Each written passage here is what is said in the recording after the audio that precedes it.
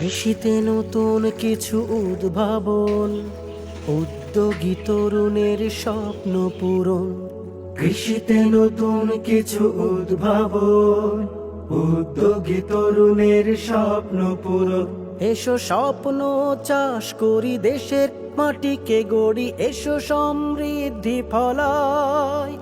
এসো স্বপ্ন চাষ করি, দেশের মাটিকে গড়ি, এসো সমৃদ্ধি ফলায়। আসসালামু আলাইকুম। মাদ্রাসা থেকে বাড়িতে আসার পর মাঠে নেমে গেলাম ধান চাষের কাজে। আপনারা ভিডিওতে দেখতে পাচ্ছেন আমরা জমিতে ধান লাগাচ্ছি। তো প্রায় শেষের দিকে আমরা সকাল 6টার সময় আমরা 4জন এই জমিতে কাজ শুরু করেছিলাম। তো 3 ঘন্টার মধ্যে আলহামদুলিল্লাহ কমপ্লিট করে ফেলছি ধানের চারাগুলো লাগিয়ে। আর এই জমির পানিগুলো অনেক নোংরা, অর্থাৎ এই জমিতে যে গাছগুলো ছিল সেগুলো পচে পানিগুলো নোংরা হয়ে গেছে। তো এই পানিতে প্রচুর পরিমাণে হাত পায়ে চুলকাচ্ছে। তো আমরা এই জমির কাজ শেষ করে আলহামদুলিল্লাহ বাড়ির দিকে রওনা হব। সকালবেলার খাবার আমরা বাড়িতে গিয়ে খাবো।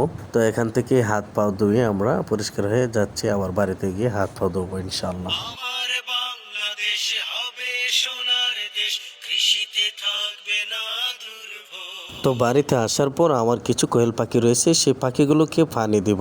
আর এই পানির সাথে আমি রেনাপি এই যে মেডিসিনটি রয়েছে সেই মেডিসিনটি মিশিয়ে খাওয়াই দিব, কারণ পানিতে অনেক সময় আয়রন থাকে অথবা ময়লা থাকে, আর এই ময়লাগুলো খাওয়াতে পাখির অনেক ক্ষতি হয়। আর এই রেনাপি এই ওষুধটা খাওয়ালে যে ক্ষতি হওয়ার কথা ছিল সেই ক্ষতি থেকে রেনাপি এই ওষুধটি আপনার পাখিগুলোকে বাঁচিয়ে রাখবে। তাই আপনারা সবাই রেনাপি এই ওষুধটি পানির সাথে মিক্স করে প্রতিদিন খাওয়ানোর চেষ্টা করবেন। তারপর খাওয়া দাওয়া শেষ করে আরেকটি জমিতে সার দেওয়ার জন্য আমরা চলে গেলাম আবার মাঠে। তো মাঠে গিয়ে আমরা এই জমিতে আবার সার ছিটিয়ে দিচ্ছি, আপনারা দেখতে পাচ্ছেন। আমাদের জমিগুলোর জন্য সবাই দোয়া করবেন যেন ভালো ফসল উৎপাদন হয়। তো সবাই ভালো থাকবেন, সুস্থ থাকবেন। আল্লাহ হাফেজ।